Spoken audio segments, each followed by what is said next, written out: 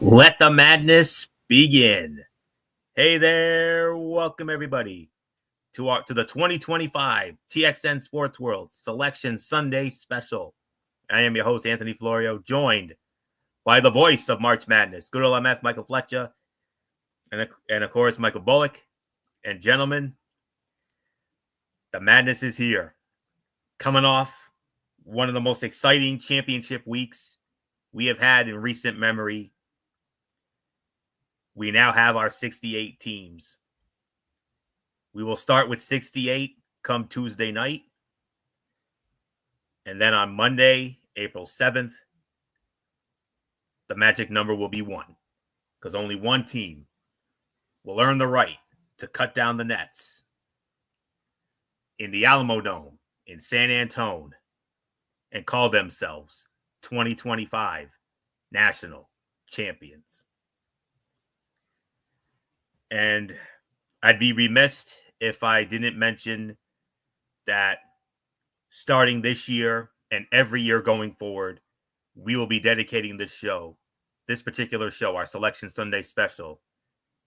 We will be dedicating this show to the man who for over 25 years was the voice and the heart and soul of the selection show.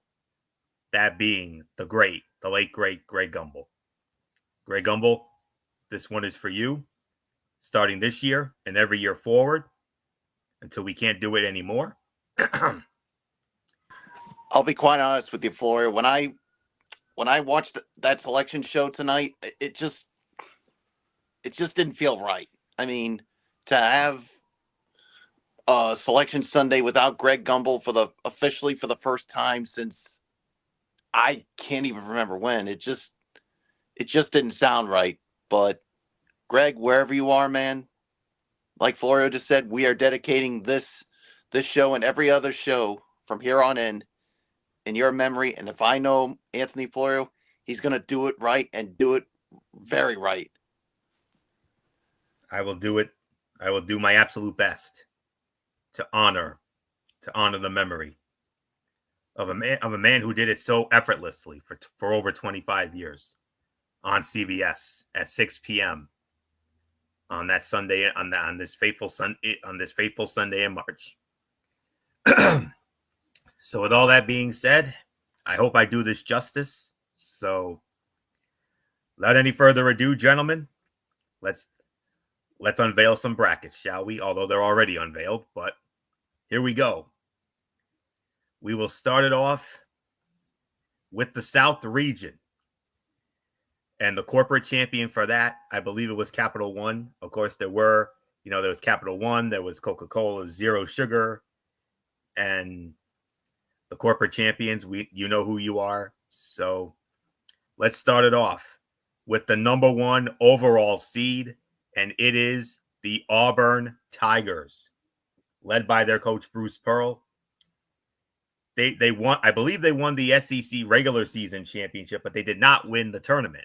They were upset by Tennessee yesterday in the semifinals. But their body of work was too good to not have them as the number 1 overall seed. They will meet the winner of a first 4 game that will take place to battle for the number 16 seed. And those teams are Alabama State and St. Francis. Alabama State, they won the SWAC conference tournament last night. And St. Francis, out of the Northeastern Conference, how about this, guys? Making their first NCAA tournament appearance since all the way back in 1991. How about that? So that's your 116 matchup. I'm going to be honest with you. When it comes to the 4, 8, 9 matchups in this tournament here, I got to say this first 8-9 matchup, I honestly believe is the most intriguing of them all. The number 8 seed, the Louisville Cardinals out of the ACC. I believe they were picked to finish 9th in the ACC this year, but they made it all the way to the ACC championship game last night before losing to Duke. So what a job by Coach Pat Kelsey getting Louisville all the way to the semifinals, or I should say to the championship game. So Louisville comes in as the number 8 seed, and they will square off against the number 9 seed, Creighton Blue Jays, out of the Big East. Their coach Greg McDermott, and led by four-time for the 4 consecutive years running Big East Defensive Player of the Year, Ryan Kalkbrenner, and Ryan Kalkbrenner, the 4 consecutive years he has been the Big East Defensive Player of the Year. Only one other guy did that, Patrick Ewing, in the 80s. Not bad company. So number 8 Louisville versus number 9 Creighton, easily the most intriguing of the 4 8-9 matchups, and a very tough one to call. The number 5 seed, the Michigan Wolverines, out of the Big Ten. They won the Big Ten tournament earlier this afternoon, defeating the Wisconsin Badgers. We'll get to Wisconsin a little bit later on because they're in this tournament also.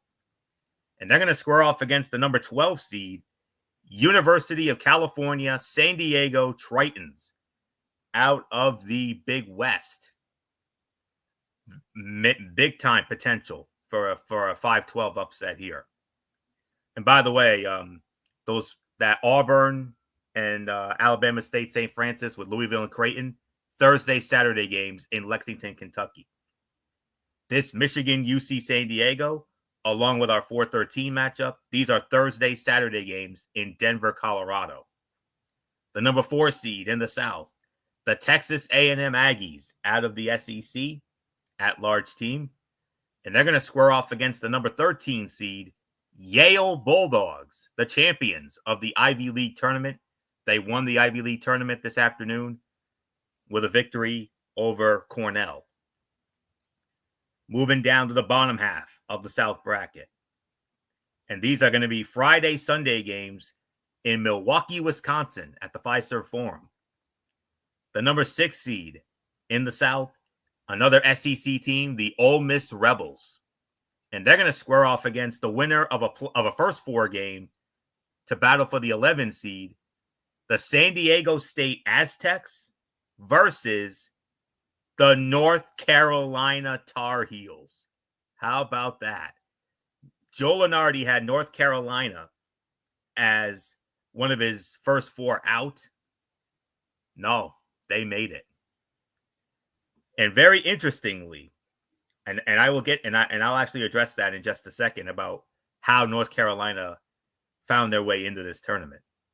The number 3 seed in the South, the Iowa State Cyclones, out of the Big 12, and they're going to square off against the number 14 seed, Lipscomb. The Lipscomb Bisons, out of the champions of the Atlantic Sun tournament, coached by Lenny Acuff, and they will be playing Iowa State. The lower half of the final half of the South bracket, Friday, Sunday games in Cleveland, Ohio. The number 7 seed, the Marquette Golden Eagles, out of the Big East, coached by Shaka Smart, defeated in the semifinals of the Big East tournament this past Friday night, losing to eventual tournament champion St. John's. And they're going to square off against the number 10 seed, New Mexico Lobos, out of the Mountain West. They got an at-large bid. They did not win the Mountain West tournament, and they are coached by Richard Pitino, who happens to be the son of the legendary Rick Pitino, and we'll get to him in a little while. And finally, the number 2 seed in the South region, the Michigan State Spartans, led by their legendary coach, Tom Izzo, 27th consecutive NCAA tournament appearance, extending Coach Izzo's own record. They won they had the Big East the Big Ten regular season championship. They did not win the tournament. They were upset by Wisconsin yesterday.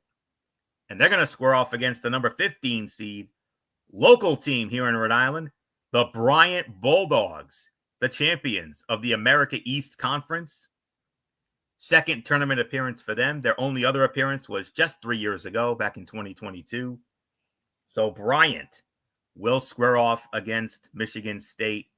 And that, ladies and gentlemen, is your South bracket. Okay. Looking at it, I got to say Auburn is the favorite to come out of this bracket. I mean, they're obviously going to take care of the first round game. That second round game is going to be a dogfight, regardless of who comes out of it.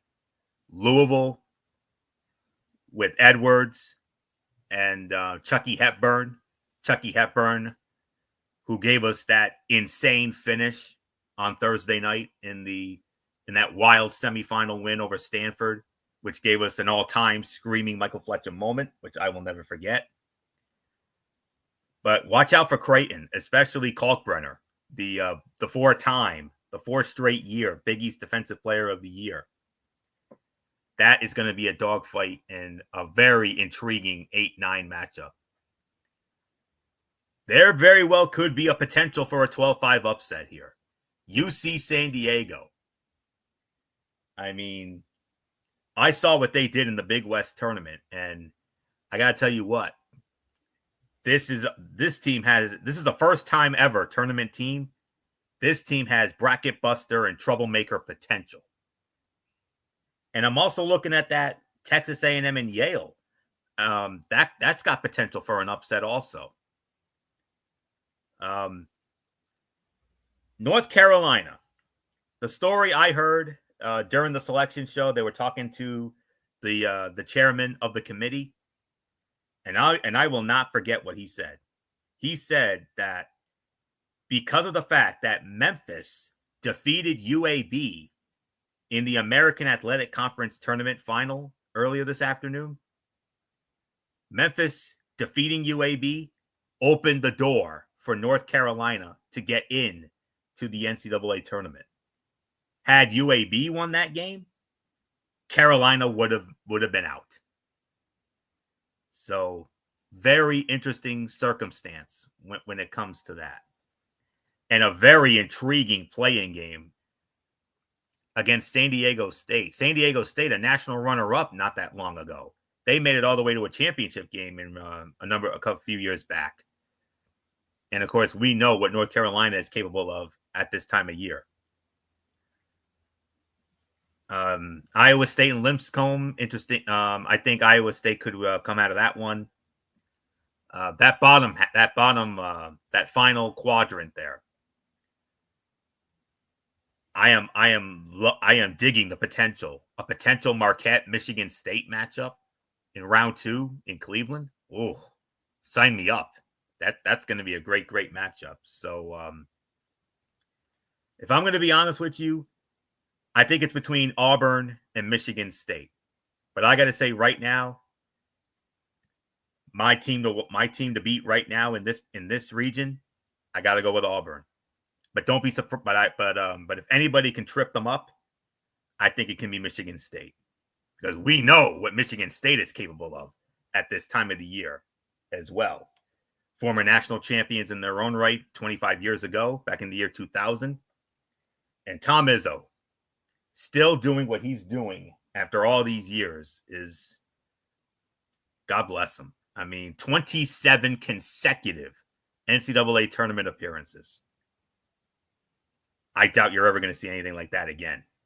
So for me right now, it's between Auburn and Michigan State, but I got to give a slight edge to Auburn to come out of this bracket. So we'll see. We'll dive into the predictions as soon as we do our first thoughts on each region, and then we'll get into the predictions. So not much more to say. I'm going to turn the mic over now to the voice of March Madness, our voice of March Madness. Good old MF Michael Fletcher, come on in. I know you're just seeing these brackets for the first time, and I know you're just getting word of all these matchups, and you look at that South bracket. I mean, I honestly think it's between Auburn and Michigan State. So, MF, our voice of March Madness, looking at that South bracket, what stands out to you? Yeah, coming into the bracket, like you said, Anthony, I think that was the same thing that I was thinking as well. Um, I think that, at first I was questioning the fact about Auburn being the number one overall. However, when you start to look at the body of work, and more importantly, the quad 1, 2, and 3 level victories that Auburn had, which is higher than any of the remaining teams in the tournament. I kind of just feel like it was pretty evident how this was going to play out. So for Auburn to be number one overall, I don't think there's much to say. Um, like you even alluded to it in the bracket breakdown, especially in this side. Yeah, Louisville and Creighton's going to be an interesting matchup. Um, Michigan versus UC San Diego. I know you were thinking 12-5, but the way Michigan played today, and especially winning the Big Ten, I just don't see it. I don't. Um, Texas A&M and Yale is going to be an interesting matchup. Obviously, Ole Miss they got their playing game. They got to wait for their winner. Iowa State and Lipscomb is going to be an interesting matchup. Marquette versus New Mexico might be a sleeper matchup. I want to keep a close eye on that. And then, of course, Michigan State going up against Bryant. Bryant is a local college for us here in the New England area. We are very excited to see Bryant in there, but to go up against Tom Izzo and Sparty in round one, oh, that was rough. That's a rough draw for Bryant. I hope they're ready, but yeah, I think right now, like you said, I think it can go a couple of ways. Um,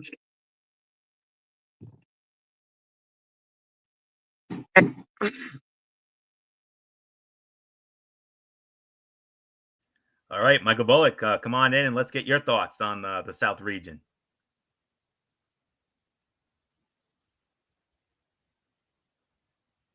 Yeah, I mean, what can you say? I mean, this. I mean, yeah, I think Auburn as the number one seed overall, I think is the correct choice. I mean, you look at the body of work, and I mean, I know there's some people who said that the Dookie should be, excuse me, um, they should be the number one overall seed. But you look at everything that Auburn did this season, the overall body of work. I think that's the better choice there. But yeah, they should have no problem in their first round. But yeah, no matter who comes out of that 8-9 matchup, it's going to be a battle for them because Louisville and Creighton are no slouches. And then when you look at Michigan and UC San Diego, and I even told you about this, Florio, when we had our little chat during the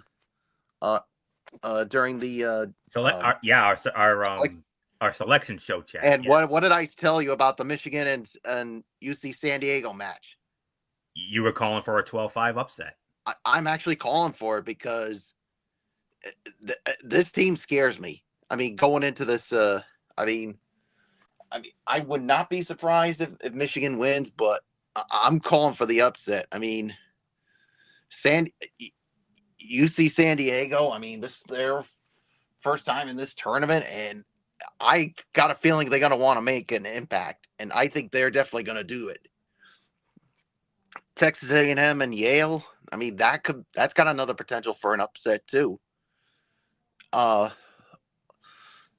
and then you got Ole Miss and playing of San Diego State, North Carolina. Now, there's a lot of controversy when it comes to that. I mean, and you just said it, Florio. I mean, because of Memphis beating UAB, that's what got North Carolina in. But then there are some people on social media who are crying foul on this one because the thing is, Joe Lunardi had North Carolina as his first 4 teams out. And some people saying that this is the chairman of the committee. And let's not forget, I mean, I think he's the athletic director for North Carolina. Am I correct? You are Bubba Cunningham, yes. And there's some people who are saying, "Oh, this is him showing some favoritism to North Carolina."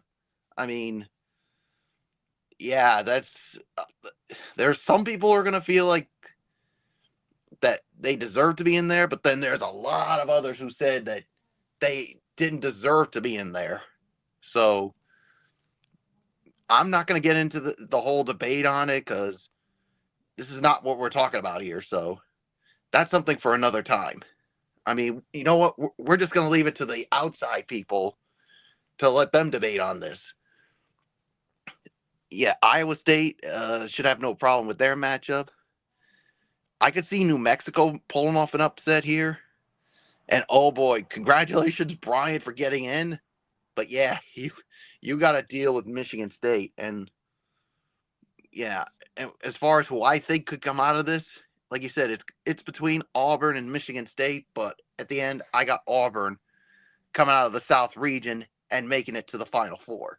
So nothing more to say.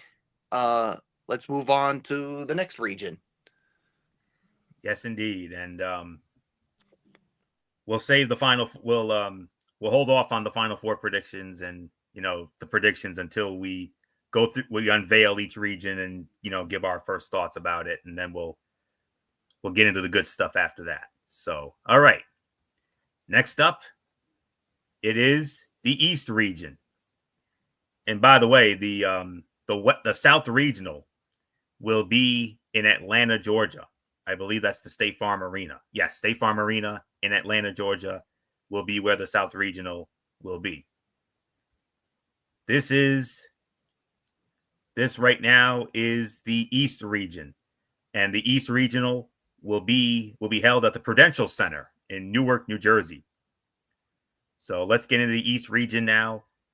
The next number 1 seed, the number 2 overall seed, it is good old MF Michael Fletcher's team, the Duke Blue Devils, led by their coach John Shire, winning their 23rd ACC tournament championship with the victory over Louisville last night, and they did it without their star player Cooper Flagg, who suffered that gruesome injury in the quarterfinal game against Georgia Tech. I believe that was on Wednesday. So Wednesday or Thursday. So but no Cooper Flagg, no problem. The number 2 overall seed, the Duke Blue Devils, 23rd ACC tournament title. They also won the ACC regular season title. 19-1 in ACC conference play. Clemson, the only team that beat them. And they're going to square off against, and by the way, these are Friday, Sunday games in Raleigh, North Carolina. So MF, this is your bracket right here. So get ready. These are the matchups that you and your crew will be seeing come Raleigh, North Carolina on Friday and Sunday. Duke is the number 1 seed in the East, number 2 overall, and they'll meet the winner of a first 4 game for the 16 seed between American and Mount St. Mary's. Mount St. Mary's winning their conference tournament. They defeated Iona.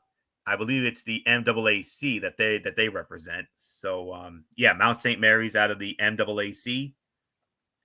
First tournament appearance since 2021 for Mount St. Mary's.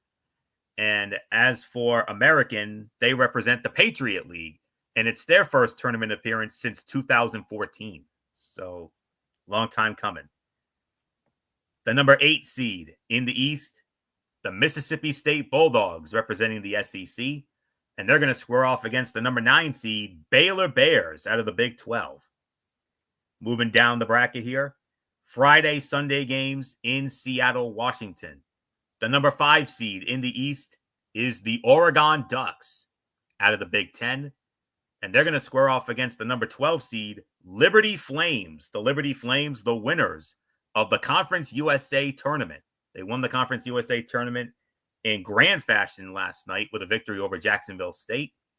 So Oregon squaring off against Liberty. The number 4 seed in the East, a familiar face, the Arizona Wildcats, now representing the Big 12. They made it all the way to the Big 12 championship game last night before losing to the Houston Cougars. And they're going to square off against the number 13 seed, Akron Zips, out of the MAC Conference. They won the MAC Conference tournament last night in thrilling fashion against Miami of Ohio in a 5-star classic of a game last night in Cleveland. So Arizona versus Akron, 4-13 matchup. Thursday, Saturday games in Denver, Colorado. The number 6 seed in the East region, the BYU Cougars, representing the Big 12. And they're going to square off against the number 11 seed, Virginia Commonwealth Rams, VCU, the champions of the Atlantic 10 tournament. They won the Atlantic 10 tournament title this afternoon with a victory over George Mason. And moving on down, the number 3 seed in the East, the Wisconsin Badgers, representing the Big 10, made it to the Big 10 championship game, but were defeated by the Michigan Wolverines this afternoon. And they're going to square off against the number 14 seed, Montana, the Montana Grizzlies, the champions of the Big Sky Conference. So there's your 3-14 matchup there. And then the bottom half, the final quadrant of the East bracket, Friday, Sunday games in Cleveland, Ohio. The number 7 seed, St. Mary's Gales, representing the West Coast Conference. They made it to the West Coast Conference championship game this past week, but were defeated by the Gonzaga Bulldogs. We'll get into them a little bit later on. And they're going to square off against the number 10 seed, Vanderbilt Commodores, representing the SEC. And then rounding out the East bracket, the number 2 seed, the Alabama Crimson Tide, out of the SEC. They were defeated in the Big Ten, or I should say the SEC. They were defeated in the SEC tournament by Florida yesterday, eventual tournament champions. Alabama Crimson Tide, interesting fun fact about them, 18 times this year they scored 90 or more points. So this is a dangerous team right here. And they will square off against the number 15 seed Colonials of Robert Morris, the champions of the Horizon League tournament, led by their coach Andrew Toole in his 15th season at Robert Morris. So ladies and gentlemen, there is your East bracket. And it's only fitting that good old MF Michael Fletcher starts it off. So, MF, you got your Dukies as the number 1 seed. This looks, if I'm going to be honest with you, this looks like their region to lose, but there's one team that can trip them up, and I think that's Alabama. Alabama could trip them up, no doubt about it. I totally agree with what you said. But the thing is, if Cooper Flagg and all the boys are healthy, when Cooper Flagg and Duke is completely healthy, their margin of victory is over 21 points per game. No team can stop them. That's why a lot of people has Duke as the favorites to win the national championship this year. And then on top of that, you alluded to it, Anthony. When Duke this year, 19-1 in the ACC, winners of 11 in a row since losing to Clemson, without Cooper Flagg for the final 2 games of the ACC tournament to win that. And then on top of that,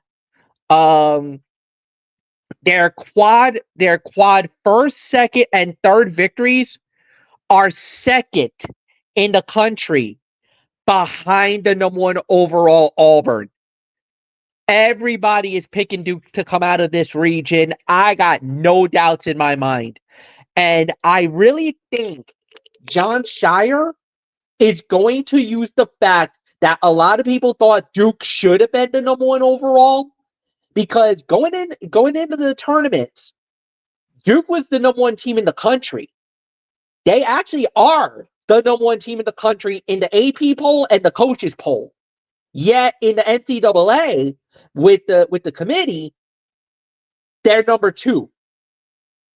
I'm very, very, very sure Jon Scheyer is going to use this as bulletin board material And I truly believe Duke will not only win their games, I think they're going to run through this bracket with no problems. That's how confident I am. I think it's going to be like the year when UConn won the national championship, where they blew everybody out by double digits. I think Duke will get to at least the Final Four with that kind of damage and that kind of wreckage. I think now you got Duke's attention. And you got a very angry bunch that feels like they got slighted here. So once you get into the full bracket, let's break it down. Now let's break it down fully. Mississippi State versus Baylor is going to be a very interesting 8-9. Mississippi State, SEC, Baylor, a former national champion in their own right. They won the national title during that COVID year, Anthony. You know that. I know that. Michael Bullock knows it. So that's going to be very interesting. Liberty versus Oregon could be a 12-5 upset. I think Oregon should win it, but Liberty will keep a close eye on them. Arizona and Akron, Arizona is one of the blue bloods. You already know what they bring to the table. Now in the Big 12, they used to be in the Pac-12 conference. They moved to the Big 12, and they had a pretty good run this year. Very good run for them to make it wide. VCU versus BYU, that could always turn out to be, who knows how that plays out.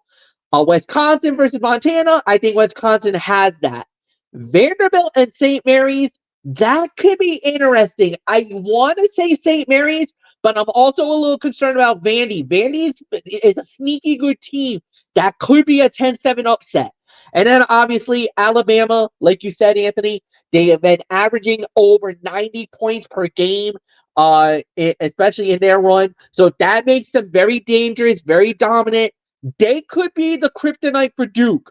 But if Cooper Flag comes back and one of their better defenders, which I think was Malik Morris, if they come back at full strength and they are ready and geared to go, I'm sorry, there's no team that will stop the Duke Blue Devils from at least making it to the Final Four. They are that strong, that deep, and they are been, if you've been watching Duke all season long, you know how dominant they've been. The one trip up was Clemson, and Clemson just caught them on an off night. But I think at the end of the day, Duke will be ready. And now with this added pressure to know that they're not the number one overall, they're going to be firing on all cylinders. John Shire, he knows how to motivate his guys, and I'm pretty sure he's going to be very fired up after this news. So, nothing more to say, Michael Bullock. It's yours. Yeah, you know that the Dookie fans are thinking that, oh, they should have been the number one overall seed, and yeah, I mean, you know that they're going to use that as motivation, and I think that the telling thing that's going to happen, depending on how far they go, is Cooper Flag. I mean, they say he's going to be ready for the NCAA tournament, but the thing is about these injuries, these ankle sprains, it's tough. I mean, depending on like how severe it is.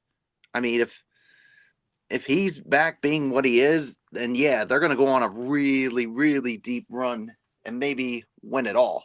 But we just got to, I think that first game is going to be telling to see how Cooper Flag is moving around, how he's. Actually, to be real honest with you, Michael Bullock, I don't think they need Cooper Flag for at least the first two rounds. Oh, I know that, but I'm just saying, like, whenever no, he plays.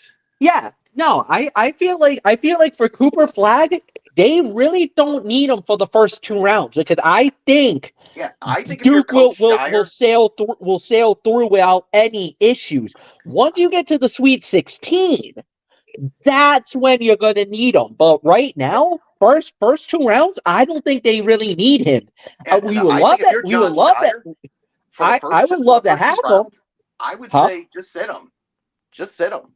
I Yeah, mean, I would love to have him, but I think the first 2 rounds you really don't need him.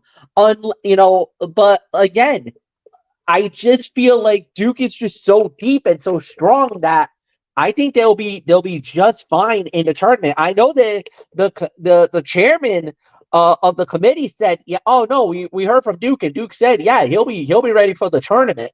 but if I So were John Shire, this is just me. If I were him, because I think you would get through the first 2 rounds without him. I would sit him the first 2 rounds yeah, because the rest of the way, the Sweet 16 and beyond, that's when you're that's going to when need. you That's when you need all hands on deck, because now you're talking the top of the top towards the end. and it gives him more time to heal from that injury. Yeah, it gives him he already has a week now because he injured it on Thursday, Anthony. Just to let you know, Thursday afternoon he got hurt. He Mm-hmm. didn't play the Friday, the semifinal, did not play Saturday, which was the championship game. And what also gives Duke an advantage is because they're playing that extra day. But they're not playing the Thursday, Saturday, they're playing Friday, Sunday. That is huge for Duke because that's one extra day that they could have if for some reason Cooper Flag decide, you know what, I want to go. Exactly. So, like I said, to me, at least the first 2 rounds, you should sit him. But when it comes to the Sweet 16 and beyond, that's when you're going to need him. So, but getting back to the rest of this,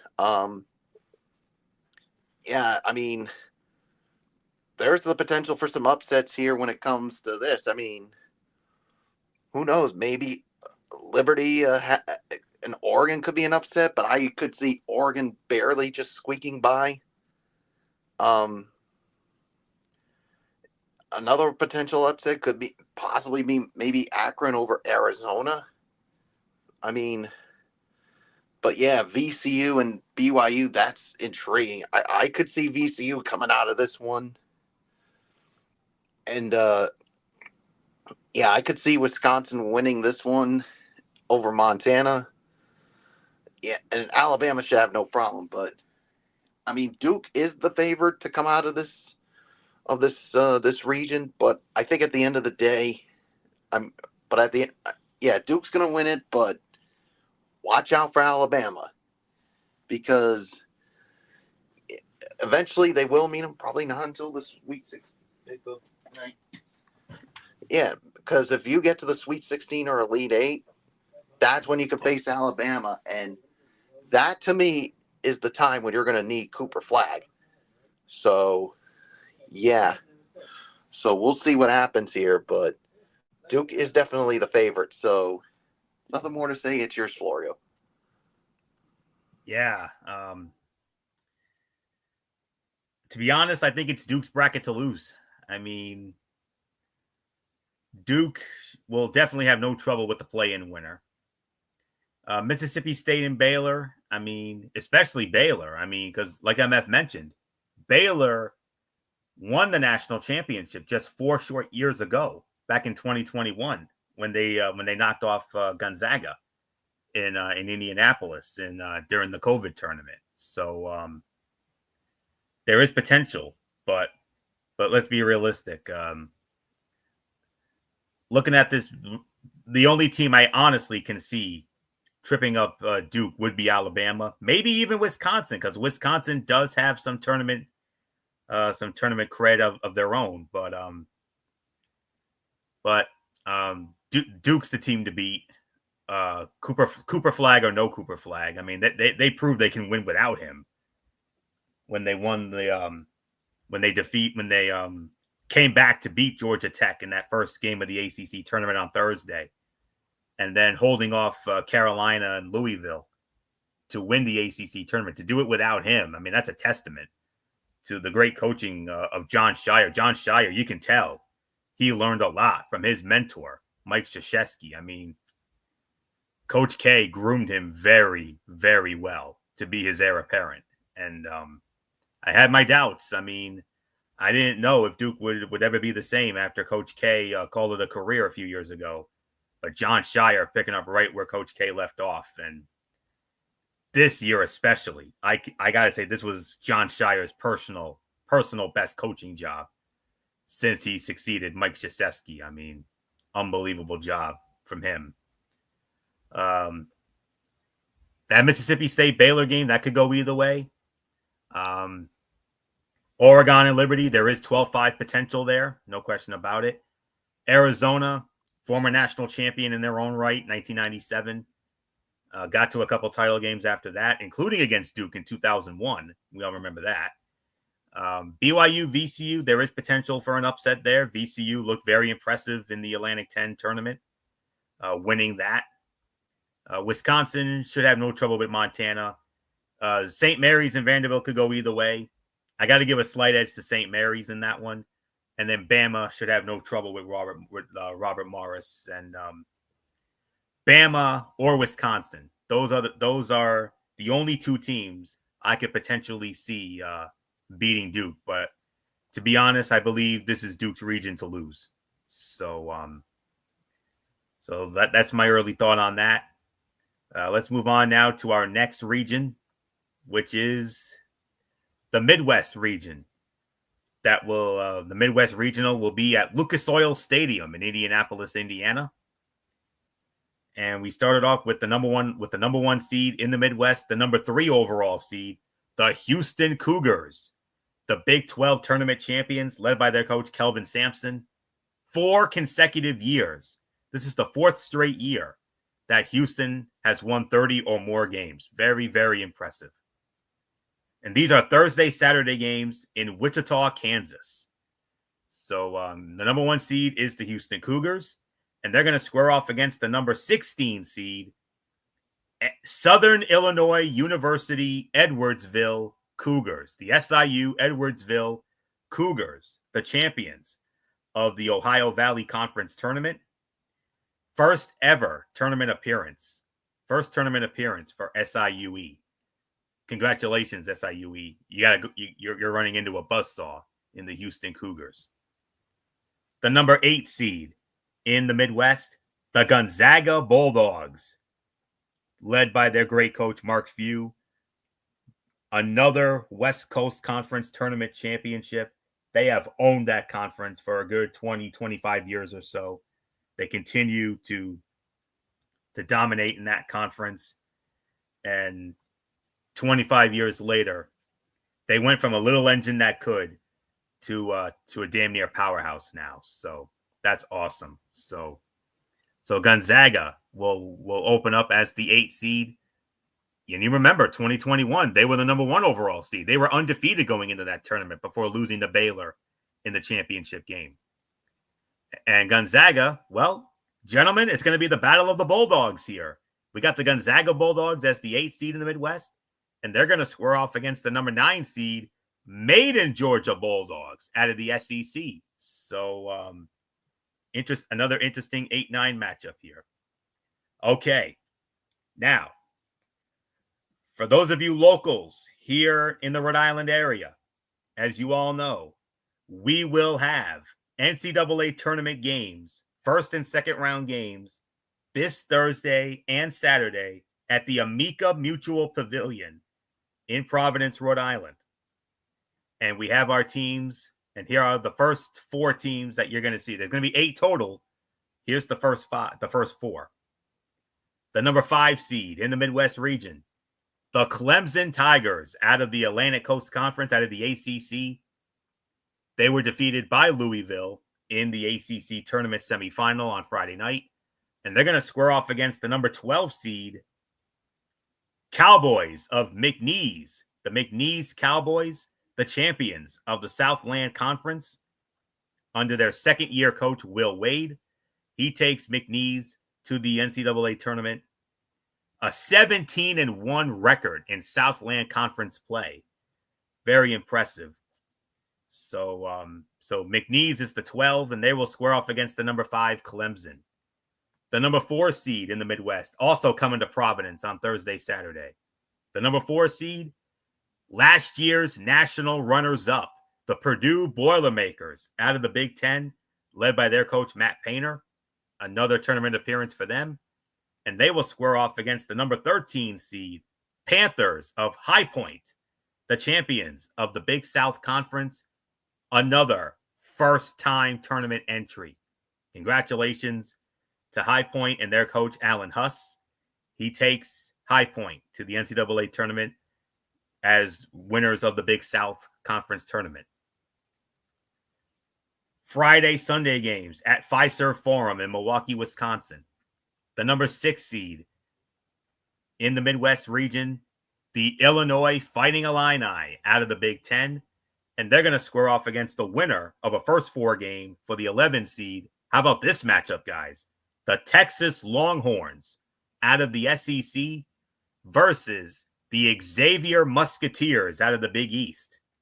Very interesting. I can make an argument that might be the most compelling of the first 4 matchups. The number 3 seed in the Midwest, another, as we all know, another legend, another blue blood of the game, the Kentucky Wildcats. Another tournament appearance for them under a new coach, first-year coach Mark Pope. Mark Pope succeeding John Calipari. Of course, John Calipari now with Arkansas. We'll get into them in a little bit. And Mark Pope taking the Kentucky Wildcats. Another tournament appearance for them. One of the all-time greats when it comes to it. I mean, we know what this team is capable of in one of the greatest teams in the history, one of the most successful programs in the history of college basketball. Yet another tournament appearance for them. Awesome. Kentucky Wildcats are the 3 seed, and they're going to square off against the number 14 seed, Trojans of Troy, the champions of the Sun Belt Conference. And yeah, so led by their coach, Scott Cross, and Troy will square off against Kentucky in Milwaukee. The final quadrant of the Midwest region, Thursday, Saturday games to be played. Speaking of Kentucky, this will be in their house at the Rupp Arena, the legendary Rupp Arena in Lexington, Kentucky. We go from one legendary program to another legendary program. The most successful program in the history of college basketball. 11-time national champions. Coming in as the number 7 seed in the Midwest, the UCLA Bruins. Now out of the Big Ten. And they're going to square off against the number 10 seed, Utah State Aggies. An at-large team from the Mountain West Conference, led by their first-year coach, Gerard Calhoun. I don't think there's any relation to Jim Calhoun, but Gerard Calhoun taking Utah State to the NCAA tournament, despite the fact that they did not win the Mountain West Conference. So UCLA versus Utah State. And then finally, the number 2 seed in the Midwest region, the Tennessee Volunteers, led by their legendary coach, the great Rick Barnes. Tennessee did not win the SEC tournament. They made it to the title game, but they were defeated by the Florida Gators earlier this afternoon. And they're going to square off against the number 15 seed, Wofford Terriers, the champions of the Southern Conference, led by their second-year head coach, Dwight Perry. And Wofford making another tournament appearance. So, ladies and gentlemen, there's your Midwest region. Michael Bullock, we started off with you. And just to let you know, MF and his crew, they'll be working the games in Raleigh, North Carolina. Michael Bullock, you and I, my friend, we're going to be covering the games right here in Providence. We'll explain the real reason why in just a little bit in our final region, but nonetheless, you look at the Midwest bracket, and if I'm going to be honest with you, I think Houston's the team to beat in this bracket. What says you? Oh yeah, definitely. I definitely see Houston coming out of this region. I mean, especially with their body of work, and they should have no problem with their first round matchup. But watch out for Tennessee in this one. I mean, they could come out of that region too. But to me, the wild card overall when it comes to this, and Florio, you know where I'm going with this when it comes to the wild card of this region, Gonzaga, because this program, they've been there, they've done it many times before under head coach Mark Few, and especially one time getting so close to winning the national championship, and he's got this team playing well at the right time. So yes, Houston or Tennessee could come out of it, but don't sleep on Gonzaga. All because they've been there and they've done that. So, and as far as some of the other matches go, I mean, I could see Clemson basically coming out of this their first round matchup. I mean, now High Point Purdue, that's got a potential for an upset there, but we'll see what happens here. Yeah, Illinois against Texas or Xavier. I mean, here's another program that's been there, done that. Kentucky, and of course UCLA with their success. So for me, it's either going to be Houston or Tennessee that comes out of that. But I said it to you, Florio, as I give it to you. Don't sleep on Gonzaga. No. They've been there. They've done that. Mm-hmm. Mark Few knows about it every time. And I mean, yes, Houston and Tennessee are the favorites, but Gonzaga is my sleeper team to come out of this region.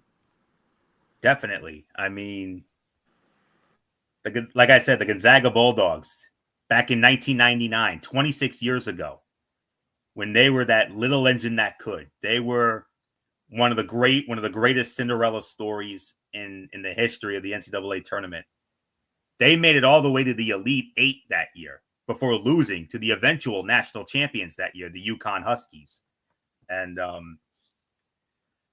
but they're no longer that little engine that could. They're now well known. They're national. And you remember, like I said, 2021, they were the number 1 overall seed. They were undefeated before losing to Baylor in that championship game. So Mark Few, 26 years, just like Tom Izzo with Michigan State.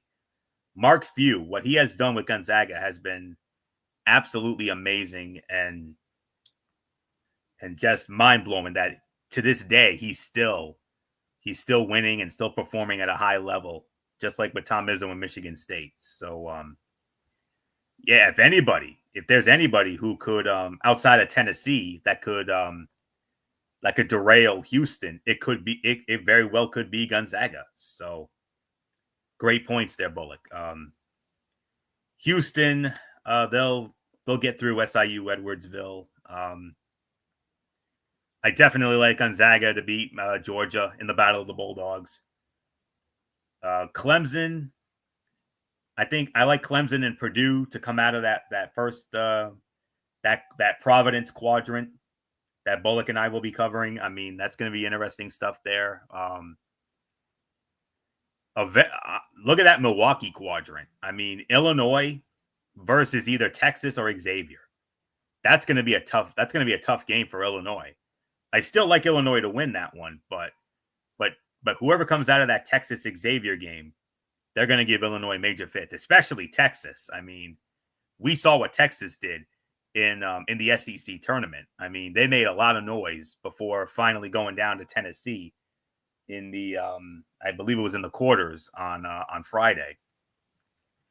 Kentucky still, I mean, I had my doubts about Kentucky. I mean, after John Calipari left, I mean, I didn't know. I was like, good luck to whoever succeeds him. I don't know if Kentucky is going to be the same after that. But kudos to Mark Pope and what he has done in his first year with Kentucky, getting them an at-large bid and yet another tournament appearance for one of the greatest programs to ever do it in Kentucky. I like them against Troy. UCLA, Utah State, that's a bit of a tough game there.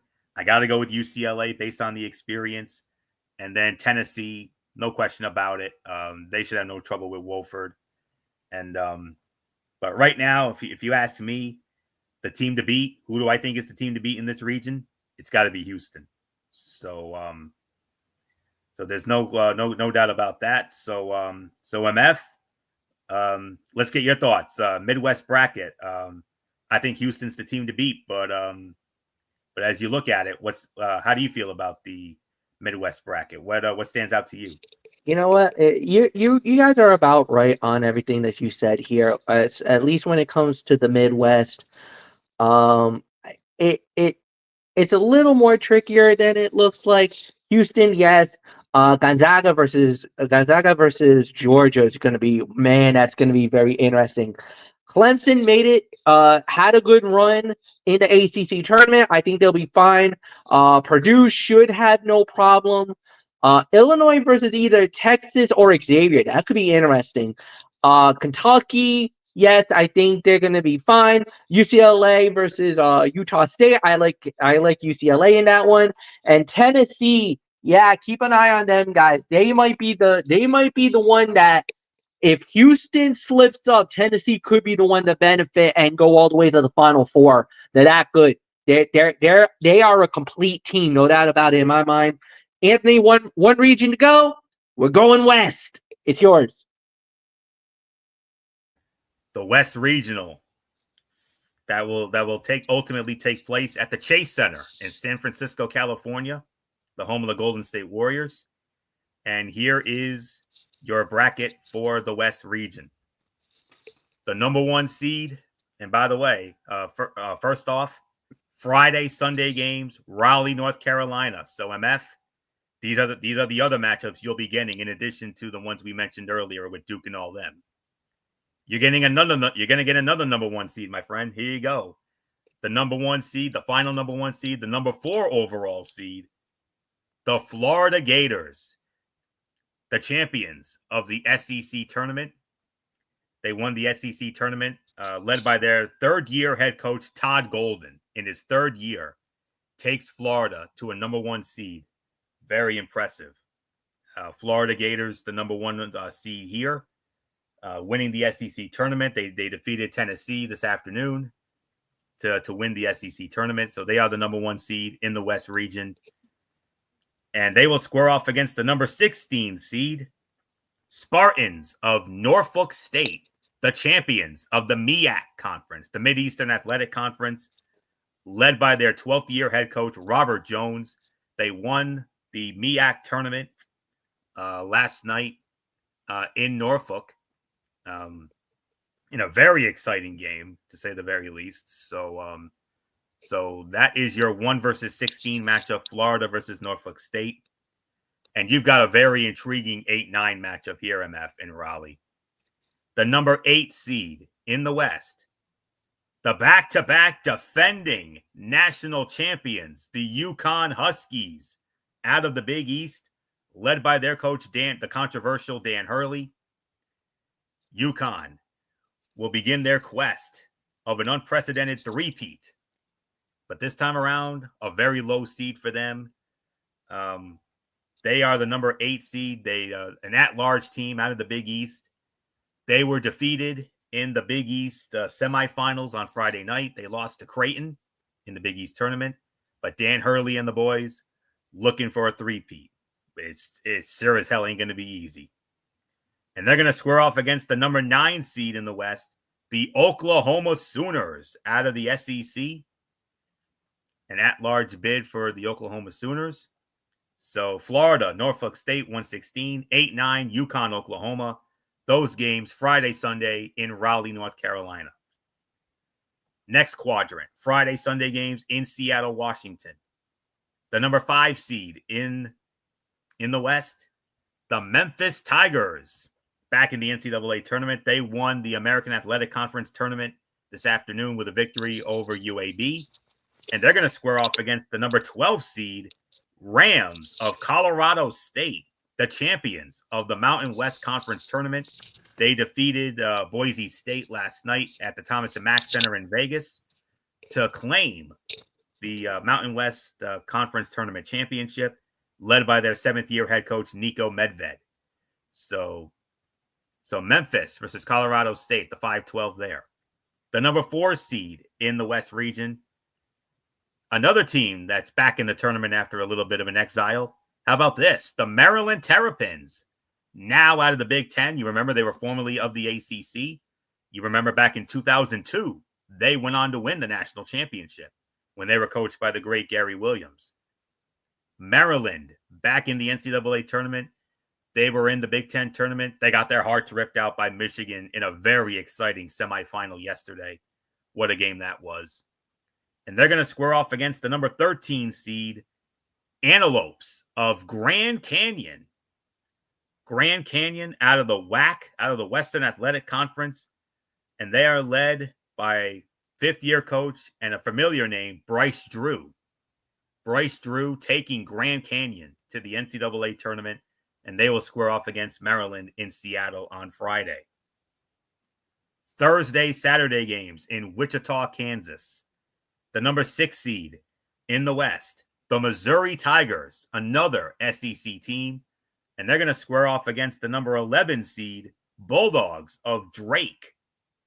Out of the Missouri Valley Conference, they were the regular season and tournament champions, the Missouri Valley for Drake, led by first-year head coach Ben McCollum. Ben McCollum in his first year, what a great first year for Ben McCollum, taking Drake to the NCAA tournament. And Drake, the 11, will square off against number 6, Missouri. The number 3 seed in the Midwest, the Red Raiders of Texas Tech, another, they represent the Big 12. And they will be squaring off against the number 14 seed Seahawks of UNC Wilmington, the champions of the Coastal Athletic Association, the CAA, led by fifth-year head coach Takeo Siddle. And he's taking UNC Wilmington to the NCAA tournament, and they will square off against Texas Tech in Wichita on Thursday night. And finally, Thursday, Saturday games at the Amica Mutual Pavilion in Providence, Rhode Island, where myself and Michael Bullock will be covering these games. The number 7 seed in the Midwest, another proven winner, another legendary program, the Kansas Jayhawks. Kansas back in the NCAA tournament once again, led by, of course, their great coach, Bill Self. Bill Self, another tournament appearance for the Kansas Jayhawks. And they're going to square off against the number 10 seed Arkansas Razorbacks, led by their new head coach, John Calipari. How about that? Two former national champion coaches, Bill Self and John Calipari, squaring off as we will see number 7 seed Kansas versus number 10 Arkansas. And finally, the number 2 seed in the West region, the St. John's Red Storm, led by the legendary Rick Pitino. Regular season and tournament champions of the Big East Conference. They won the Big East regular season and tournament. Their first Big East tournament title since the year 2000. 25 years since St. John's won the Big East. Rick Pitino taking his 6th, that's right, count it, his 6th different school. It was Boston University. It was Providence. It was Kentucky. It was Louisville. It was Iona. And now you can add St. John's to that list. And they're going to square off against the number 15 seed Mavericks of Omaha. That one's for you, Peyton Manning. Omaha. Yes. The Omaha Mavericks, the champions of the Summit League tournament. And theme of this tournament, another first-timer. First ever tournament appearance for Omaha. Congratulations. You're going up against a very scary St. John's team. So, that is your West bracket. Looking at it, I see some. All right, this is not as cut and dry as the other regions were. On paper, Florida is the favorite. I will admit that Florida is the favorite, abso-freaking-lutely, and they deserve to be. If they get UConn, they are in for a dog fight and then some. Let's not forget UConn, the reigning, defending, undisputed, back-to-back national champions. If Florida gets UConn next Sunday in Raleigh, MF, you're going to be in for a 5-star. I'm telling you. Florida could be in some serious trouble if they get UConn. If Oklahoma somehow pulls that one out, I like Florida's chances. But if they get UConn, yikes. Watch out, Florida. That's trouble. Memphis and Colorado State, there could be 12-5 potential, but I'm leaning a bit towards Memphis because I liked what I saw out of Memphis in that American tournament, especially that championship game when they took out UAB today. Maryland back in the tournament. It's been a minute, I think, since we've seen them. I mean, a proven tournament team. And, it's been I can't remember the last time they were in the tournament before this year, but great to see them back in here. I like their chances against Grand Canyon. Missouri and Drake, that's got upset potential. I'm feeling Drake in that one. I don't know why, but I'm feeling Drake in that one against Missouri. Texas Tech against UNC Wilmington. A lot of people are saying don't sleep on Texas Tech, and I'm certainly not going to sleep on Texas Tech. They were a national runner-up a number of years ago in their own right. I believe it was in 2019, I believe, when they were defeated by Virginia, when Virginia completed that redemption story. I like T-Tech over UNC Wilmington. Kansas and Arkansas, that could go either way. I mean, that is a very compelling matchup. I mean, like I said, you've got 2 former national champion coaches in there. Bill Self, who has led Kansas to multiple national championships. John Calipari, who took Kentucky to the national championship in 2012. I mean, that Kansas-Arkansas game, like I said, could go either way. It really could. But based on recent success, I have to give the slight edge to Kansas, but I certainly would not be surprised if Arkansas were to win that one. And then St. John's squaring off against Omaha. Rick Pitino returning to Providence. I mean, remember, Rick Pitino was the head coach of the PC Friars. He took the PC Friars to the Final Four in 1987. So he knows the Amica Mutual Pavilion very well. And I've got to imagine he's going to get a hero's welcome when he and St. John's arrive here come Thursday night. So that's going to be awesome. And that's the reason why I wanted that Providence quadrant, because, I mean, that St. John's team, I know Florida is the favorite. I understand that, and I get it, and they deserve to be the favorite. Abso-freaking-lutely. But if there was one team outside of UConn that could trip them up, it's St. John's. Don't sleep on this St. John's team. I know firsthand how damn good this team is.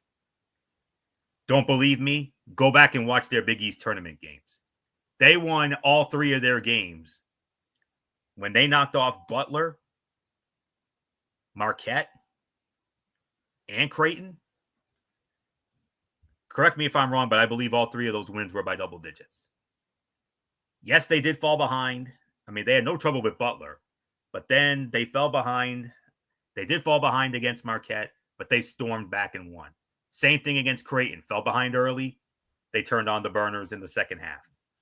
Led by Big East Player of the Year, R.J. Lewis, and Zubi Ejiofor. That's a name you got to watch for. I mean, I know people are going to say, "Oh, you're a Big East mark." Yes, I am a Big East mark, and I will admit that, and I will be a Big East mark, forever and ever. But the purpose of this show is to, give our opinions on who we feel are the best teams. And in my expert opinion, in my honest opinion, St. John's is a team to watch for in that West bracket. Florida's the favorite. Yes, absolutely. But if anybody can take down Florida, if UConn can't take down Florida, and if St. John's gets them, I think St. John's can do it. I really do. I am very high on this team. And Rick Pitino, say what you want about him. He's got the baggage. I get it. But the thing is, he has a habit of all six coaching stints. So first year, second year, major success in the second year. And this is his second year at St. John's. And he has brought St. John's back to prominence so much that the late, great Lou Carnesecca is smiling down from heaven above saying, well done, coach, well done. And I'll go on the record, and I believe that this right here, I believe this is Rick Pitino's personal best coaching job I have ever seen. And this is a team that I believe, this team, in the immortal words of the late, great Gorilla Monsoon, this St. John's team, I believe this team is championship material. I really do. So looking at it, Florida, no trouble with Norfolk State. I like UConn against Oklahoma. Watch out, Florida. That's all I'm going to say. Watch out, Florida. UConn's going to give you a fight. Memphis, Colorado State. Like I said, there's 12-5 potential there, but I got to give a slight edge to Memphis. I like Maryland to defeat Grand Canyon. I'm feeling Drake to upset Missouri. Texas Tech, I like them over UNC Wilmington. The Kansas Arkansas can go either way, but I got to give a slight edge to Kansas based on recent success. And of course, I'm going with St. John's they should have no trouble with Omaha. So that's my thoughts on the West. Florida's the favorite, but MF and Bullock, watch out for St. John's. MF? Yeah. No doubt about it. I totally agree. You're absolutely correct with your analysis on that one. That was the same thing that I was thinking as well. St. John's could be the kryptonite for Florida, and I do believe that they can absolutely do it. I do have a slight disagreement, though. I don't see Missouri losing to Drake. I got Missouri going through.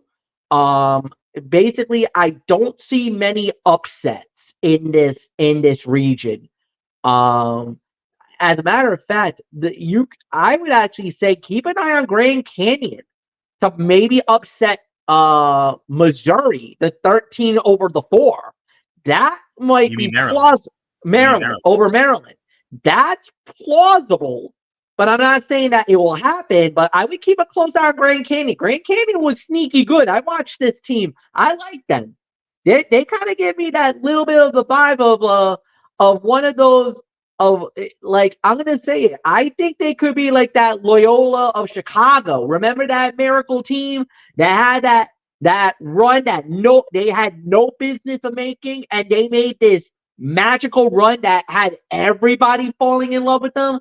I think Grand Canyon could be that team, but Maryland is a blue blood. They're former national champions.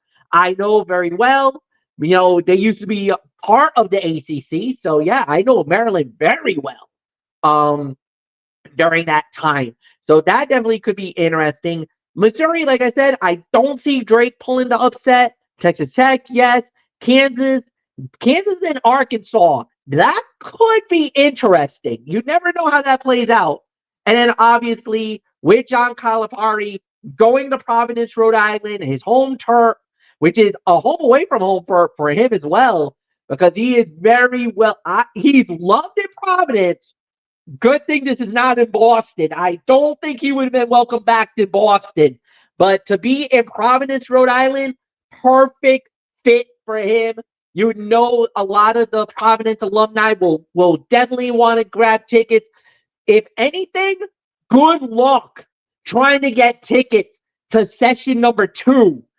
Those are going to probably sell out immediately because that's the second game.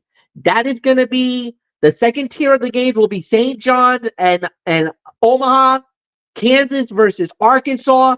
That's around 6:30, 7 o'clock, and then the second game is around 9:45, 10. Yeah, good luck trying to find tickets for those games. I don't think you're going to find any. I think they're going to be sold out. They're going to be sold out before you can get your hands on that one. So good luck. If you can get tickets for that, you're lucky. That's all I'm saying.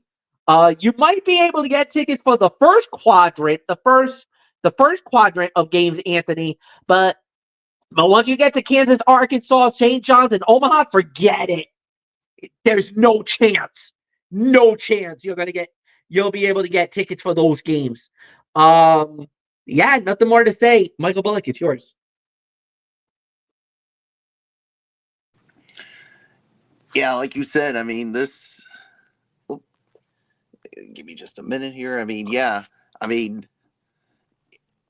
I don't see a lot of upsets when it comes to this region. I mean, Florida, like you said, is definitely one of the favorites to come out of that region. But yeah, don't sleep on St. John's. And what can you say about Coach Pitino?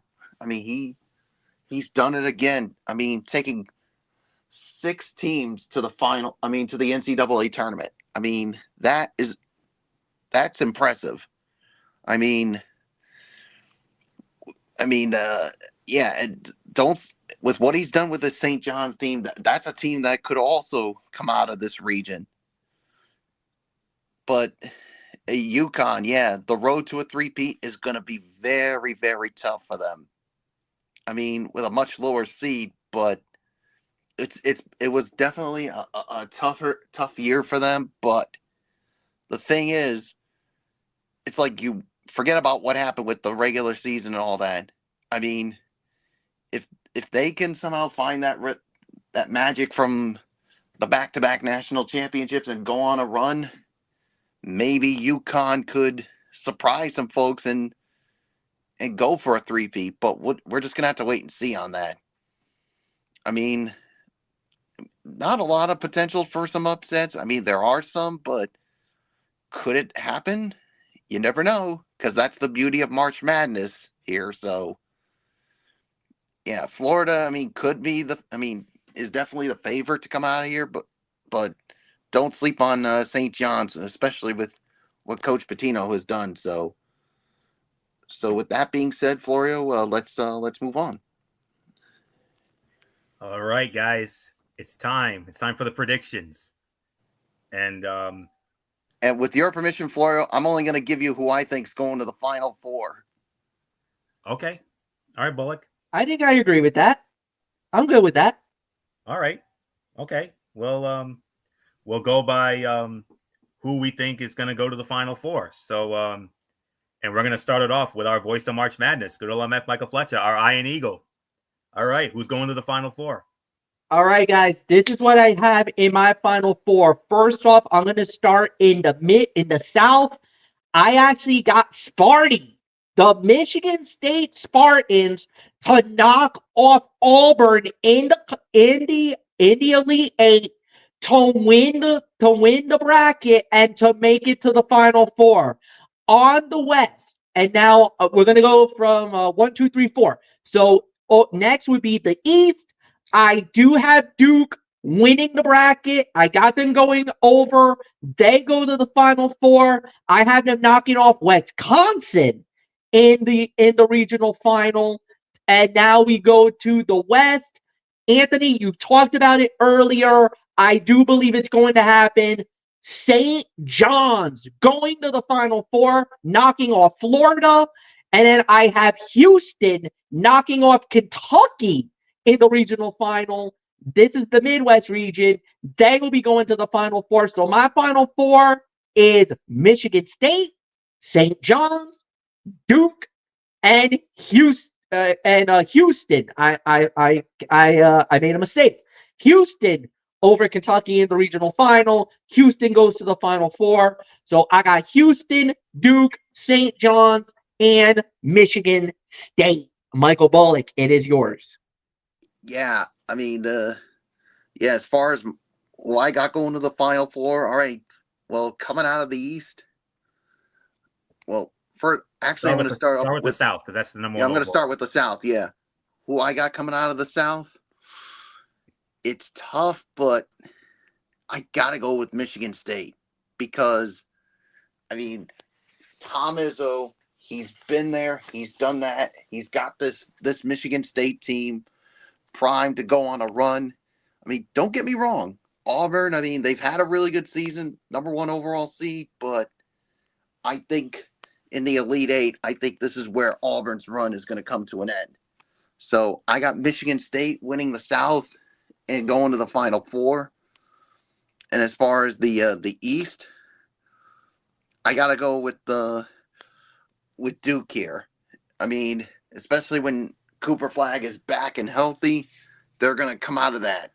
I mean, Alabama could give them some fits, but I think it's definitely gonna be Duke. Midwest next, Bullock. Huh? Midwest next. Yeah, I am going to the Midwest next. Yeah, when it comes to that, I got Houston coming out of that region. I mean, Tennessee could do it, but I got Houston. And then when it comes to the West region, who comes out of that? St. John's is going to do it. I mean, Rick Pitino's going to do it again, get his team to the Final Four. So my teams for the Final Four: Michigan State, Duke, Houston, and St. John's. It's yours, Florio. All right. Starting in the South, I know you guys have Michigan State, but I'm sorry. I got to respectfully disagree with both of you guys. I'm actually going with Auburn to win the South, but I do have Auburn beating Michigan State to win the South region. But would I be surprised if Michigan State came out of that region? No, certainly wouldn't. Especially with the body of work of Tom Izzo? Absolutely not. So, but for right now, I have to go with Auburn. I think Auburn is the team to beat when it comes to the South. In the East, yes, we're all in agreement on this one. It's going to be the Dukies. I got Duke winning it. But the thing is, I have Duke beating Alabama to win the East region. I got it coming down to Duke and Bama, but I think Duke and Cooper Flag are going to be too much for Bama. So I got Duke coming out of the East.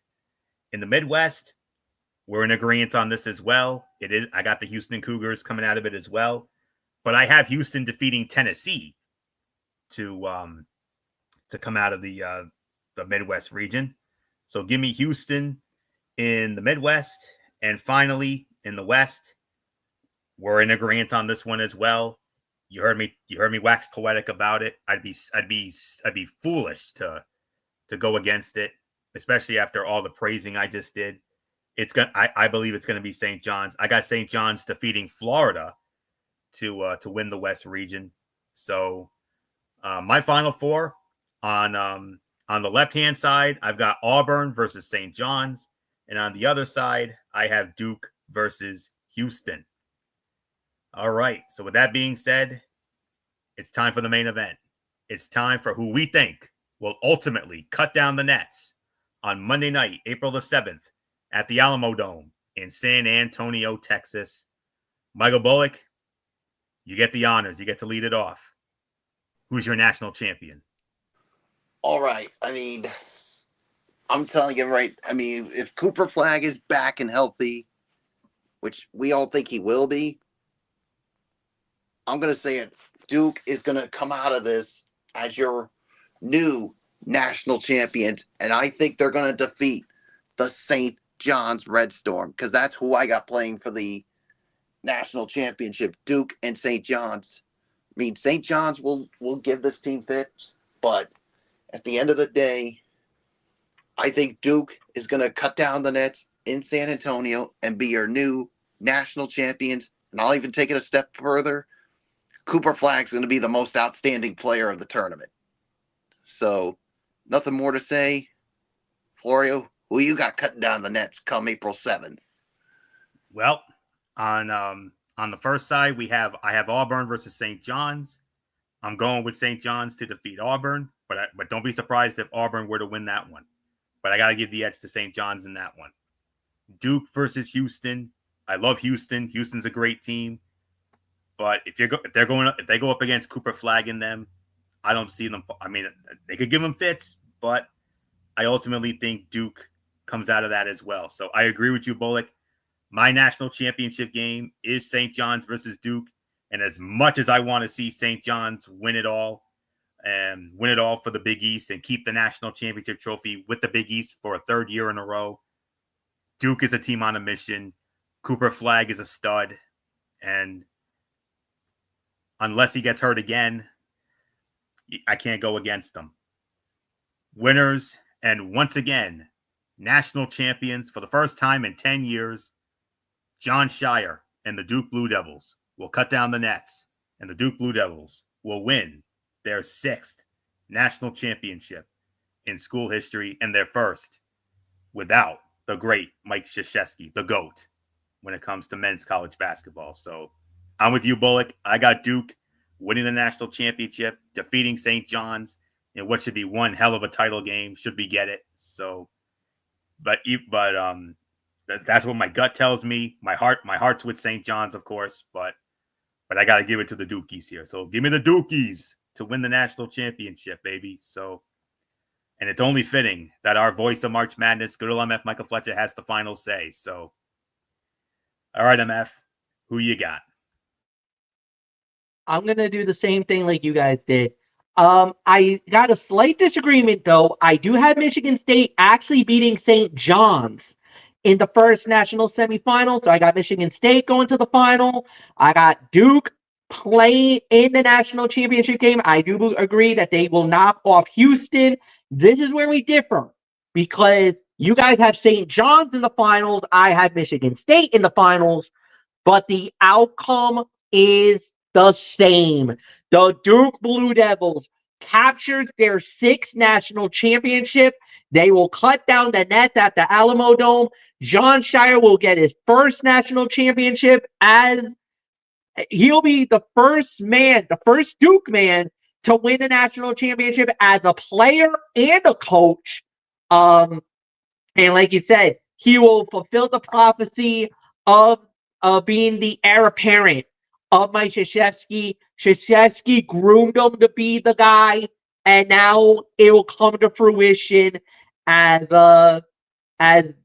Krzyzewskiville will be rejoicing as Jon Scheyer will now bring a 6th national title to Duke. And it's very interesting because after they were during the cutting of the nets, after they won the ACC championship last night, there was a lot of the Duke fans that was yelling, "We want 6, we want 6, we want 6," referring to winning the 6th national title.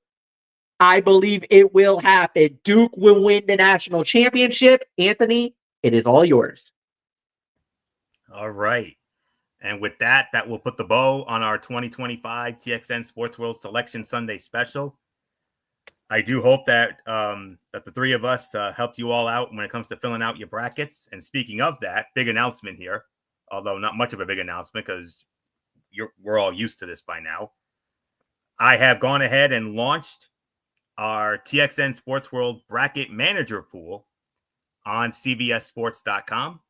Myself, MF, Michael Bullock. We're going to have a new addition. Our dear friend Brian Keenan will be joining us. I just have to get him set up, and we'll do that soon enough. I posted the link on my Facebook page. If anybody is interested in joining it, click the link, or you could always hit me up. You could hit MF up. You can hit Bullock up, and we'll get you in. We're hoping for a decent turnout this year, and we'll see how it goes. So, CBSSports.com, bracket manager. The name of the group is TXN Sports World. And may the best man win. Simple as that. So with that, now that will put the bow on this 2025 TXN Sports World Selection Sunday special. We want to thank you all so very much for tuning in, as always. And I'm hopeful that we helped you fill out your brackets. And yeah, so that's it. So we will next be with you on Tuesday night at ironically at this time, 10:30 Tuesday night, right back here on the Tone 25 for another edition of Ridiculously Raw. We will review Monday Night Raw from Brussels, Belgium. Cody Rhodes, John Cena under the same roof for the first time since the Elimination Chamber. We're going to have that. And of course, we'll also have NXT. And then MF and I, we will have our thought. We will share our thoughts on the TNA Sacrifice special that went down this past Friday night on the TNA Plus app. So we'll give you our thoughts on that. And then on Thursday night, same time, 10:30, right back here on the Tone 25. A special NCAA tournament edition of TXN Sports World. We will give you all the scores. We'll give you some analysis. We'll give you our thoughts on the day's happenings, on Thursday's happenings, and who knows? Maybe, just maybe, if it's warranted, we might break in for some bonus commentary. It could be me, or well, it would be me because since I'll have the Thursday, Saturday games, and MF will have the Friday, Sundays. So yeah, we'll see what happens. That'll be on Thursday. Friday night, 11 p.m., immediately following SmackDown. Head on over to MF's channel, Brace Fan 95, for another edition of the Cerebral Smack Talk. We've got TNA Impact, the fallout from Sacrifice. And we will also have Friday night SmackDown from Bologna, Italy. Yes, Bologna, Italy. That'll be on Friday. And we might throw in some Friday tournament coverage. So MF will guide you through the Friday happenings of the NCAA tournament and maybe some bonus commentary if necessary. So that'll be on Friday, and that's it. So until Tuesday night for Ridiculously Raw, this is Anthony Florio here for the voice of March Madness, good old MF Michael Fletcher, for Michael Bullock, and of course, in spirit, always and forever, our First Lady, Dee Dee Woodson. You know the routine, everybody. Thumbs up. Talk to you later. Yeah. Throw it up Fortune 4 style. Bye for now, my friends. God bless. Be good to each other. Have a blessed couple of days. And until Tuesday night for Ridiculously Raw, you've been watching the 2025 TXN Sports World Selection Sunday Special right here on the Tone 25 on YouTube and StreamYard.com. For everybody who has been a part of this one, for now, Anthony Florio. So long. Bye, everybody. Bye. Let the madness begin, and good luck with your brackets, everybody.